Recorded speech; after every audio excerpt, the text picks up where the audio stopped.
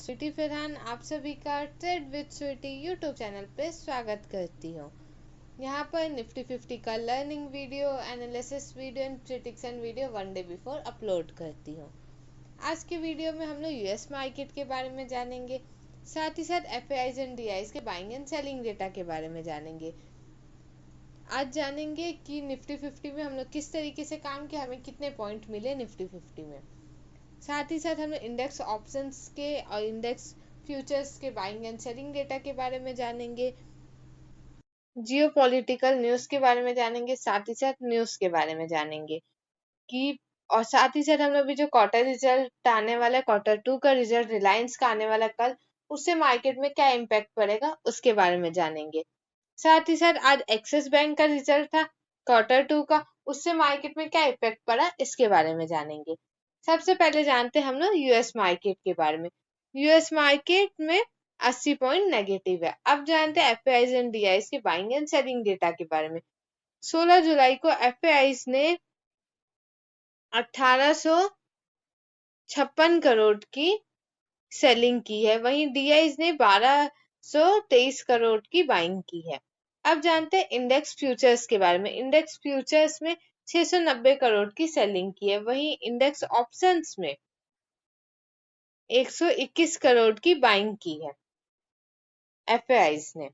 अब जानते हैं हम लोग आज कल Q2 का रिजल्ट है रिलायंस का, उसके बारे में जानते हैं। कल जैसे Q2 का रिजल्ट है तो उसका इम्पैक्ट हम लोग को मार्केट में पहले देखने को मिल सकता है, क्योंकि कभी भी किसी भी रिजल्ट से पहले कई बार इम्पैक्ट देखने को मिलता है। तो कल हम लोग को रिलायंस का इम्पैक्ट बिफोर मार्केट में, क्योंकि कल ना रिजल्ट जो है शाम को है, मार्केट क्लोज होने के बाद रिजल्ट आएगा, तो उससे पहले हमें मार्केट में इम्पैक्ट देखने को मिल सकता है रिलायंस का। अब जानते हैं एक्सिस बैंक के बारे में। एक्सिस बैंक का जो रिजल्ट है वो उतना अच्छा नहीं था, जिसके कारण मार्केट में उतना मोमेंटम नहीं आया।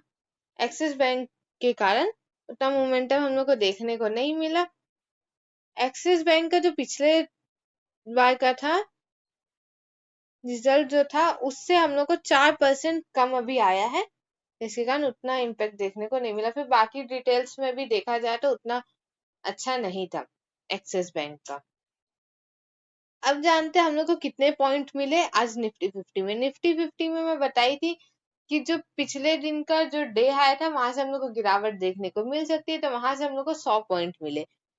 आज हमारा निफ्टी 50 में जीरो हीरो ट्रेड बना था, जिसमें हमें 100 पॉइंट मिले। अब जानते हैं हम सेंसेक्स में कितने पॉइंट मिले। सेंसेक्स में हम लोग को 400 पॉइंट मिले, जो कि 82,500 से सेलिंग आई थी। अब जानते हैं हम कल किस तरीके से काम कर सकते हैं निफ्टी 50 में। निफ्टी 50 में 25,000 का जो लेवल है वो राउंड लेवल है, जो कि मंथली रेजिस्टेंस है, मंथली सपोर्ट है, जिसे मार्केट बार बार सपोर्ट लेके अपसाइड में चले जाता है। अगर यहाँ पर 15 से 20 में सस्टेन हो जाता है, उसके बाद उसका ब्रेकआउट डाउन साइड में हो गया, तो हमें 24,950 फर्स्ट टारगेट देखने को मिलेगा।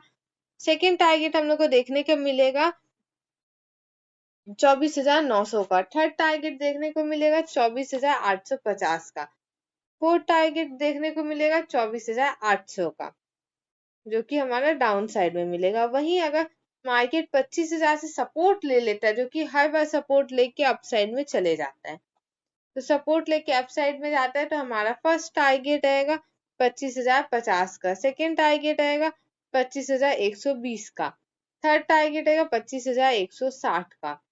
फोर्थ टारगेट आएगा 25,220 का, जो कि हमारा आज का डे हाई है। वहां तक के टारगेट आएगा जिसमें हम 25,000 का कॉल ऑप्शन बाय करेंगे अपसाइड के लिए। पहला रेजिस्टेंस है 25,160 का, सेकंड रेजिस्टेंस है 25,220 का। यहाँ पर अगर मार्केट जाता है और यहाँ पर कोई रिवर्सल कैंडल बनाता है फास्ट बाइंग के बाद, या कोई गैप अप ओपनिंग हो जाती है, उसके बाद यहाँ पर कोई रेंज बनाता है, उसके बाद डाउन साइड में ब्रेकआउट देगा, तब हमारा फर्स्ट टारगेट आएगा 25,200 का। सेकंड टारगेट आएगा 25,150 का। थर्ड टारगेट आएगा 25,100 का। फोर्थ टारगेट आएगा 25,050 का। लास्ट टारगेट आएगा 25,000 का, जिसमें हम लोग 25,200 का पुट ऑप्शन बाय करेंगे डाउन साइड के लिए निफ्टी 50 में। अब जानते हैं हम लोग निफ्टी 50 में किस तरीके से काम कर सकते हैं फ्रेश बाइंग के लिए। अभी हम लोग 3 दिन से देख रहे हैं कि मार्केट ना एक ट्रायंगल पैटर्न बना रहा है जिसमें मार्केट लटका हुआ है।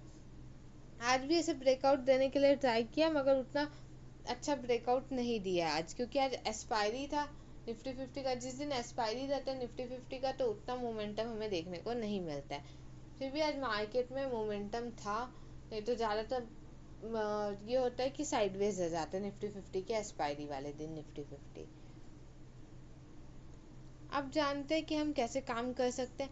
अब अगर 25,250 का लेवल के आसपास 30 से 40 मिनट सस्टेन हो जाता है, क्योंकि ये जो हम लोग का हुआ था ना gap down open, use gap down open हुआ था, जिसके कारण हमें गैप डाउन जो ओपन हुआ था उसके कारण गैप फिल करने में थोड़ा टाइम ले रहा है भाई। यही अगर गैप फिल करना है तो 25 से 40 मिनट सस्टेन होना चाहिए, उसके बाद अपसाइड में जाएगा तभी ये गैप को फिल कर सकता है। तब हमारा फर्स्ट टारगेट रहेगा 25,250 का, सेकेंड टारगेट रहेगा 25,300 का, थर्ड टारगेट रहेगा 25,350 का, फोर्थ टारगेट रहेगा 25,400 का।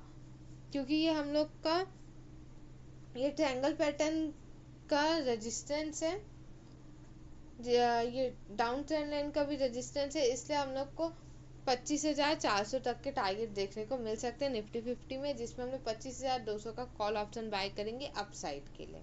जानते हैं हम 17 जुलाई को सेंसेक्स में किस तरीके से काम किया। सेंसेक्स में बोली थी 82,500 के नीचे सेलिंग आएगी, वैसे ही होता है 82,400 के नीचे सेलिंग आता है, जिससे हम लोग को सेंसेक्स में 400 पॉइंट डाउन साइड में देखने को मिले। अब जानते हैं हम 18 जुलाई को सेंसेक्स में किस तरीके से काम कर सकते हैं। 18 जुलाई को अगर 82,000 के आसपास आता है, वहाँ पर सस्टेन होता है 15 से 20 मिनट और उसके बाद स्ट्रॉन्ग कैंडल और वॉल्यूम के साथ डाउन साइड में ब्रेकआउट देगा, तब हमारा फर्स्ट टारगेट आएगा 81,800 का, सेकेंड टारगेट आएगा 81,700 का, थर्ड टारगेट आएगा 81,600 का, लास्ट टारगेट आएगा 81,500 का। हम लोग यहाँ पर 82,000 का पुट ऑप्शन बाय करेंगे डाउन साइड के लिए सेंसेक्स में। अब जानते हैं हम लोग यहाँ पर रिवर्सल ट्रेड किस तरीके से ले सकते हैं। अगर 82,000 के आसपास होता है, गैप डाउन ओपन हो जाता है 82,000 के आसपास आ जाता है, यहाँ पर सस्टेन होता है और उस ब्रेकआउट अप साइड में अगर दे देता है तो किस तरीके से काम करना है। तब हमारा फर्स्ट टारगेट आएगा 82,200 का, सेकेंड टारगेट आएगा 82,400 का, थर्ड टारगेट आएगा 82,600 का, फोर्थ टारगेट आएगा 82,700 का। यहाँ पर हम लोग 82,200 का कॉल ऑप्शन बाय करेंगे अप साइड के लिए सेंसेक्स में। अब जानते हैं हम लोग डाउन साइड में किस तरीके से काम कर सकते हैं। अगर कोई फास्ट बाइंग आ जाती है या गैप अप ओपनिंग हो जाती है, तो गैप अप ओपनिंग हो जाती है, फास्ट बाइंग आ जाती है, तो ये डाउन ट्रेंड अभी हमें एक ट्रायंगल पैटर्न दिख रहा है जिससे मार्केट सपोर्ट ले रेजिस्टेंस लेके गिर जाता है। तो हम लोग यहीं पर देखेंगे अगर मार्केट 82,700 के आसपास आता है या 800 के आसपास आता है और यहाँ पर सस्टेन होता है और कोई रिवर्सल कैंडल बनाता है और उसके बाद गिरता है वॉल्यूम स्ट्रॉन्ग वॉल्यूम के साथ और कैंडल के साथ, तब हम लोग का फर्स्ट टारगेट आएगा 82,600 का, सेकेंड टारगेट आएगा 82,400 का, थर्ड टारगेट आएगा 82,200 का, फोर्थ टारगेट आएगा 82,000 का। यहाँ पर हम लोग 82,800 का पुट ऑप्शन बाय करेंगे डाउन साइड के लिए सेंसेक्स में। अब जानते हैं हम सेंसेक्स में अप साइड में किस तरीके से काम कर सकते हैं। 82,700 के आसपास अगर 82,700 के आसपास ये ट्रायंगल पैटर्न का ब्रेकआउट अप साइड में दे देता है तो किस तरीके से काम करना है। मगर यहाँ पर 30 मिनट से 40 मिनट सस्टेन होना चाहिए, उसके बाद अप साइड में ब्रेकआउट देगा तब हम लोग ये ट्रेड लेंगे। क्योंकि ये जो यूज गैप डाउन ओपन हुआ था ना, उसके कारण वो गैप फिल करने में दिक्कत जा रहा है, जो कि एक बार में फिल करना थोड़ा दिक्कत है। कोई अचानक कोई पॉजिटिव न्यूज़ आ जाता है तभी ये यूज गैप डाउन का फिल कर सकता है। तो हम लोग जानते हैं किस तरीके से फिल कर सकता है। सस्टेन होता है 30 से 40 मिनट, उसके बाद अप साइड में ब्रेकआउट देगा तो फर्स्ट टारगेट आएगा हम लोग का 82,900 का, सेकेंड टारगेट आएगा 83,000 का, थर्ड टारगेट आएगा 83,100 का, फोर्थ टारगेट आएगा 83,200 का, फिफ्थ टारगेट रहेगा 83,300 का। हमने यहाँ पर 82,600 का कॉल ऑप्शन बाय करेंगे अपसाइड के लिए सेंसेक्स में। अब जानते हैं हम किस तरीके से मार्केट में और काम कर सकते हैं। मार्केट में अभी Q2 का रिजल्ट आ रहा है डेली किसी न किसी कंपनी का, जिससे मार्केट में इम्पैक्ट पड़ रहा है। जैसे कि आज आज हम लोग के कई सारे कंपनी के रिजल्ट आए, जिससे एक्सिस बैंक के रिजल्ट से मार्केट में इफेक्ट पड़ा, इसीलिए मार्केट में उतना अच्छा नहीं था, जिसके कारण मार्केट एक थोड़ा साइडवेज टाइप का रह गया या स्ट्रॉन्ग कैंडल्स नहीं बन पाए मार्केट में। वही अगर रिजल्ट अच्छा रहता तो हमें एक अच्छा मोमेंटम देखने को मिलता। वैसे ही कल रिलायंस का रिजल्ट है, तो रिलायंस के रिजल्ट का मार्केट में इम्पैक्ट पड़ सकता है। अभी इस वीक में हम लोग को, इस वीक और नेक्स्ट वीक में हम लोग को जितने मार्केट में मोमेंटम दिखेंगे ज़्यादातर Q2 के रिजल्ट के कारण दिखेंगे। तो उस हम लोग अभी न्यूज़ के हिसाब से हम लोग को मार्केट में काम करना चाहिए और रिजल्ट के हिसाब से, क्योंकि अगर हम लोग अपने हिसाब से काम करेंगे तो मार्केट में किस न्यूज़ का, किस रिजल्ट का किस तरीके से इम्पैक्ट पड़ेगा वो हम लोग नहीं जानते हैं। तो उसके हिसाब से हम लोग को काम करना चाहिए न्यूज़ और रिजल्ट को देखते हुए।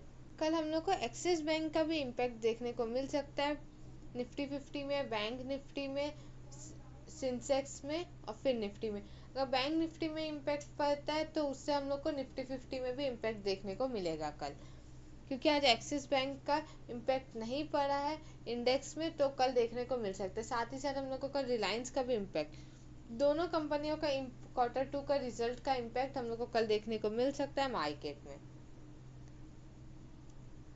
इस चैनल को लाइक कीजिए, सब्सक्राइब कीजिए एंड शेयर कीजिए। नेक्स्ट वीडियो में हम लोग जानेंगे कि हम 18 जुलाई को किस तरीके से काम किए, साथ ही साथ ये जानेंगे कि हम 21 जुलाई को किस तरीके से काम कर सकते हैं, इसके बारे में जानेंगे।